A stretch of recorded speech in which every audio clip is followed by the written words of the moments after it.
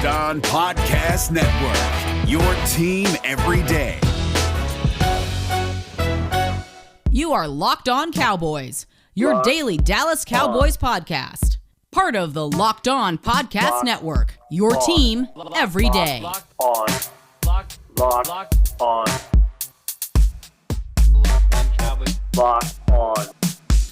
Cowboys. Welcome back to the Locked On Cowboys podcast, part of the Locked On Podcast Network.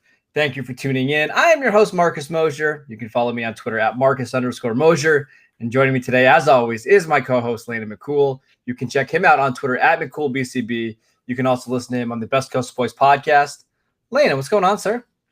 Not much. It's Hard Knocks Day, which is it's Hard Knocks Christmas Day day for us.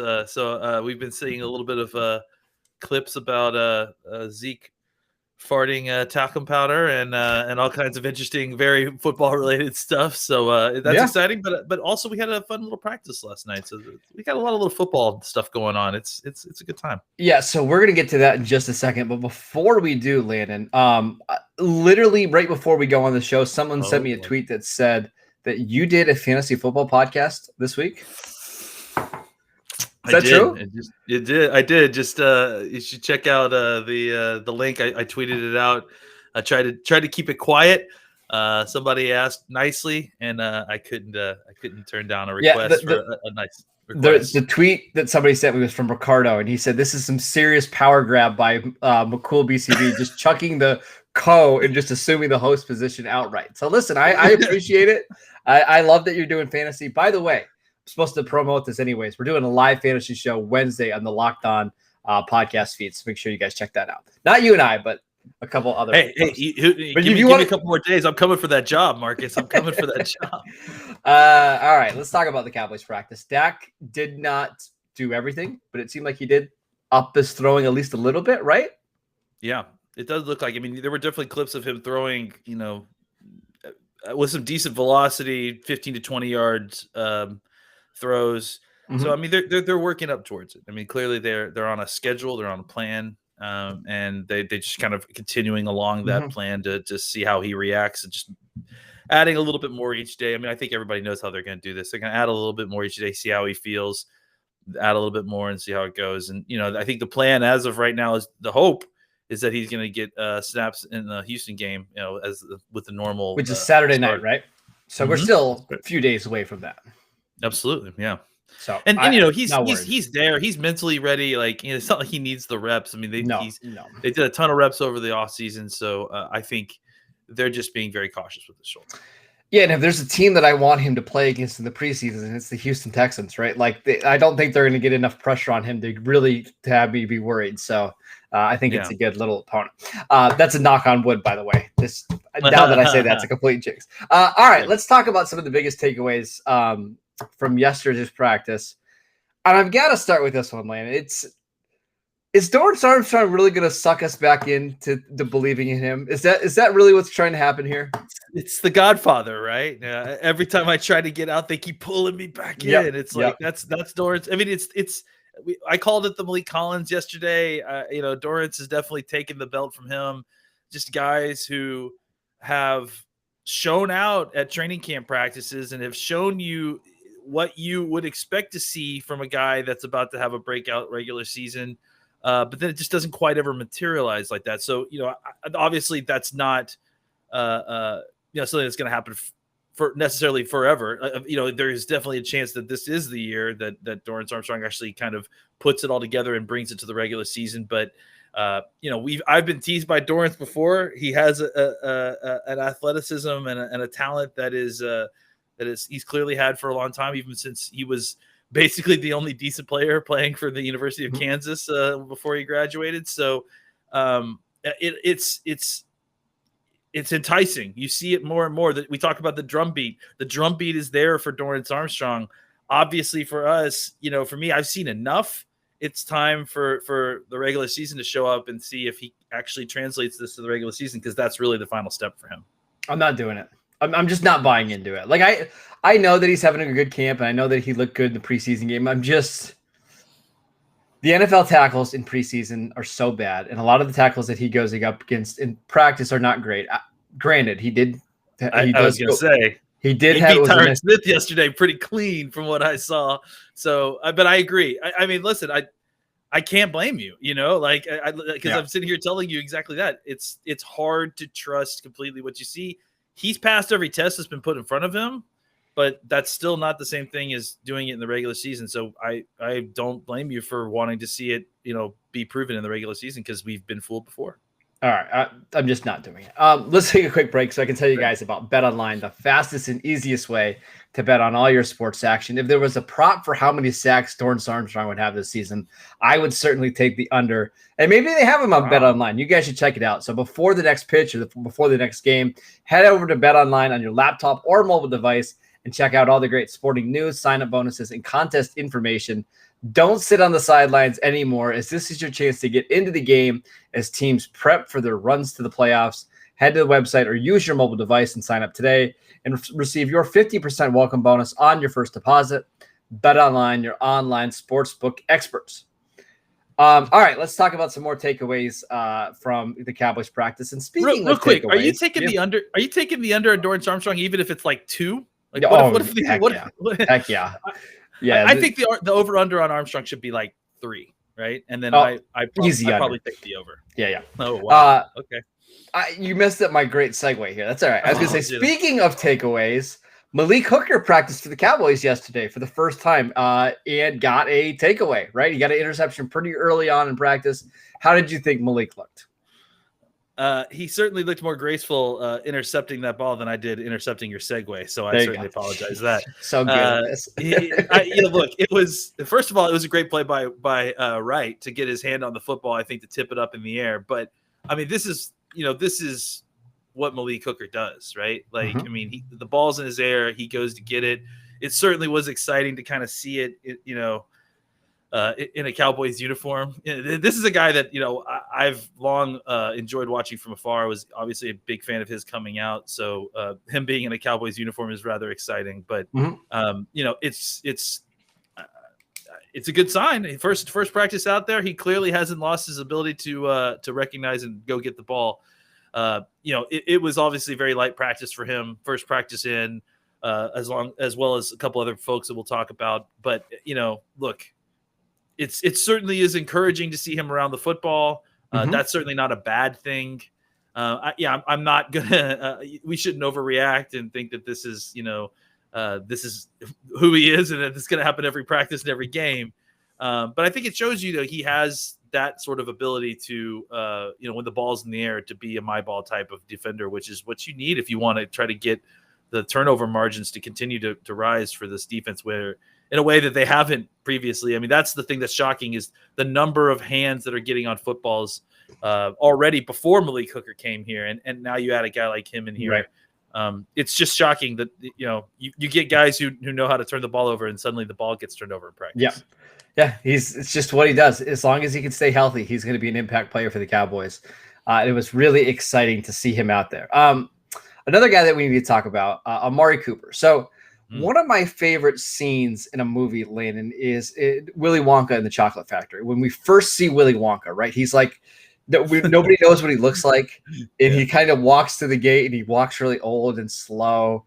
And everybody's wondering what's going on. And then all of a sudden he does this somersault and he flips up and he's all ready to go, right? That's Amari Cooper for me. Watch Amari walk around the sidelines. If he looks so old, it looks like he's never going to be able to run again. In his first practice, what does he do? He just gets open. Like, it's so easy for him. So what did you think of Amari in this practice? It's the best comparison I've ever heard. I mean, he has little pearls of wisdom that he drops, like Willy Wonka too. Like, he's just kind of an oddball. He's kind of a different guy in a way that Willy Wonka is as well. Yeah, I mean, honestly, it's the I mean, that's a great description. I mean, we see him. Hey, how is he looking? Is he he's working on the side? He may be limping a little bit. And the kid get out there at team drills and he runs a slant and he was a blur. Like, I mean, he was like they couldn't even get the ball to him in front of him. Yeah. And he beat the guy so fast. It was like so easy.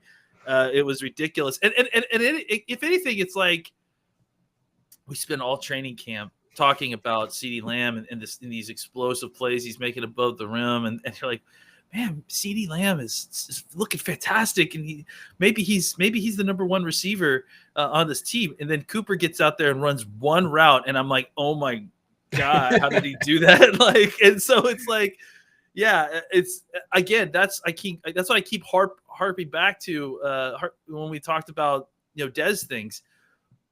All during the time that Dez was here and we were watching Dez do Dez things, there wasn't like a better receiver on the sideline, like taking his time that couldn't make it into practice. That's the thing that's scary about this, is that you got a guy like CeeDee Lamb out there doing incredible things, and he did another incredible thing in practice yesterday, and just constantly just doing all this stuff. And then you've got this other guy who you don't see as much, but when he gets in there, he runs routes unlike anybody I've ever seen, and everything is so fast and so coordinated, and it's so fast and purposeful at the same time. It's shocking. Like he has, like, it's just well refined. There's no wasted movements, right? Exactly. And it's beyond that. It's like there's not only is there no wasted movement, all movement is also incredibly accelerated. It's it's amazing to watch.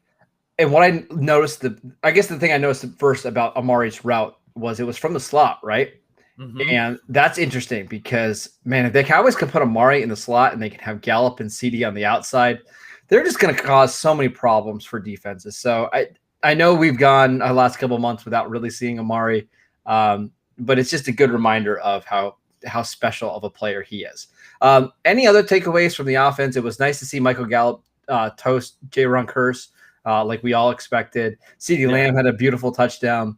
Anything else on that side of the ball you want to touch on? It was good to see Schultz out there.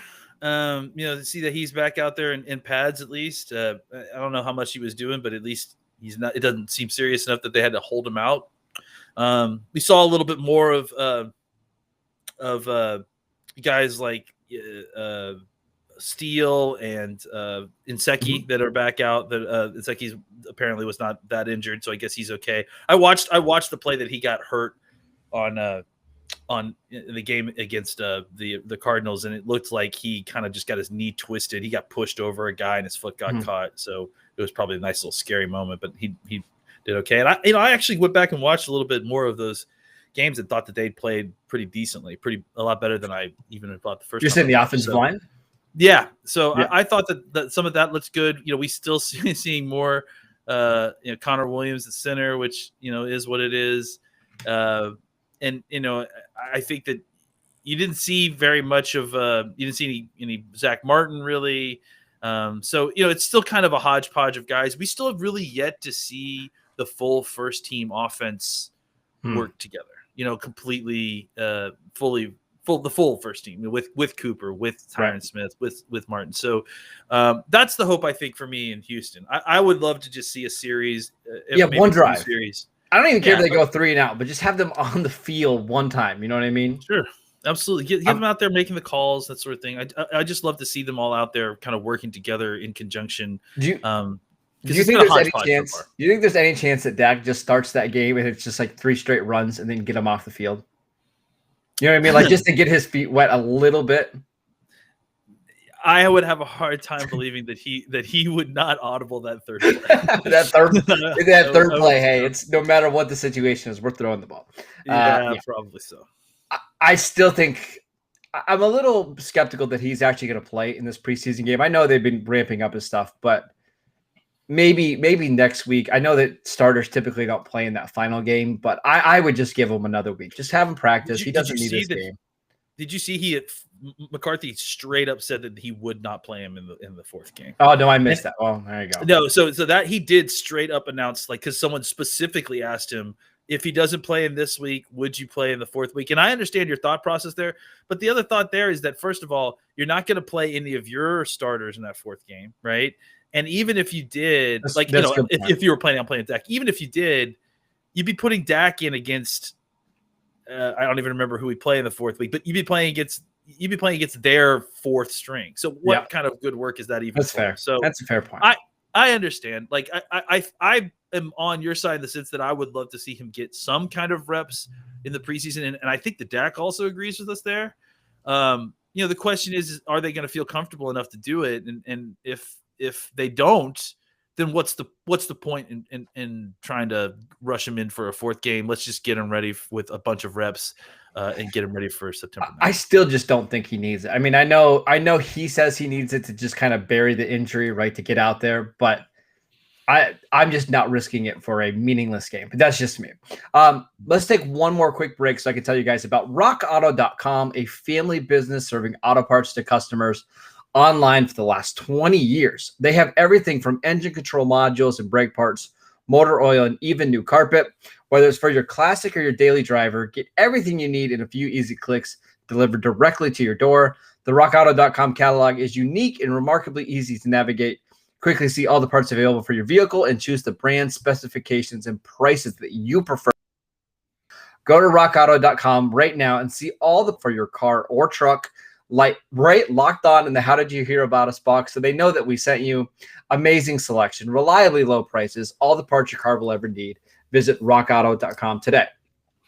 All right, we'll finish up with the defense. We talked about Dorrance Armstrong. We talked about Malik Hooker.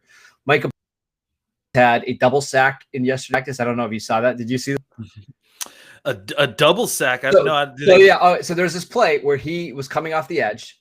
And I think he beat Ty Nsekhe, and he got to Garrett Gilbert, okay? And then because you can't bring the quarterback down, he kind of put his hands up, right? Garrett Gilbert scrambled outside of that, and Parsons chased him down again and got a second sack on the same play. So that was pretty impressive. I don't think I've ever seen that in a practice, but I don't think I've ever seen a double sack period. That's really I mean, double sack is pretty impressive. If you could do that in a regular game, that would be cool. That'd be great. Any thoughts on Parsons from yesterday? And, I think one of the things that was really kind of, we only kind of see clips and little bits of this. And it's tough to kind of get a big picture the way that you do when you're at training camp. But hearing from, I think it was David Hellman or somebody that was in the box, the press box, they were talking about how there's like a noticeable difference when you watch him from up there, just like how much of a blur he is moving across the field, and that he's just sideline to sideline so quick. It's just crazy. I was thinking about, I think at some point they threw like a little tunnel screen out there. And I was just thinking about the fact that stuff would be extremely effective previously against the Cowboys, because if you could get the corners blocked, the linebacker help is coming, but it might take a while. If the wide receiver even hesitates a little bit behind his blocking in a tunnel screen, now Parsons is going to be on top of him before he can get one or even 2 yards. So it's stuff like that, it's a game of inches and that sort of thing. But, those game of inches, especially when you're talking about angles, really make a difference. And having a guy that is able to kind of blur across the screen, your screen on either side and kind of take away simple stuff on the perimeter because of his speed, that makes a difference. And sometimes that stuff may not make it's not as flashy as him getting a sack or as flashy as him getting interception or pass deflection. But it's, him limiting a tunnel screen to 2 yards when it should have gone for 5 yards or 4 yards. That consistently, that kind of hidden yardage stuff really adds up and really makes a difference. And the last guy that I want to talk about, Boss Man Fat, Kelvin Joseph, our favorite cornerback. Seemed like he had a pretty nice day at practice, right? He, I think against the Cardinals, it was a little up and down. He did make a play late, but it seems like he bounced back in a pretty big way and looked good in this practice, correct? Yeah, I mean, I think that was the thing that we talked about, right? Is that really it's just that we hadn't seen him be truly challenged too much. I mean, he's been pretty good in coverage to the point where I think the teams have been kind of throwing away from him to a certain degree, or at least just looking away from him because the guys aren't necessarily open. You saw a little bit more of a challenge versus Arizona, and then obviously in this practice we saw a little bit more. And I think the key thing for him is what we saw, is that it's that bounce back. The idea that he didn't allow it to get to his head, he didn't beat himself up. Even specifically, like we talked about, the fact that he had two kind of negative plays, pretty large negative plays in the Arizona game, and then finished with a pass deflection in the red zone. I think that shows you resilience. And again, I agree. Same thing with yesterday's practice, more resilience. You saw him fighting through things. You saw him making plays in the football. I think one of the interception that he got, the diving interception, I think it ended up being called back because of the penalty elsewhere. That's okay. I don't care. But yeah, I mean, the point is that he was there to make the play. He Yep. came off his man to read the ball and to get it. And he was sticky in coverage. So, look, add him to the drum beat.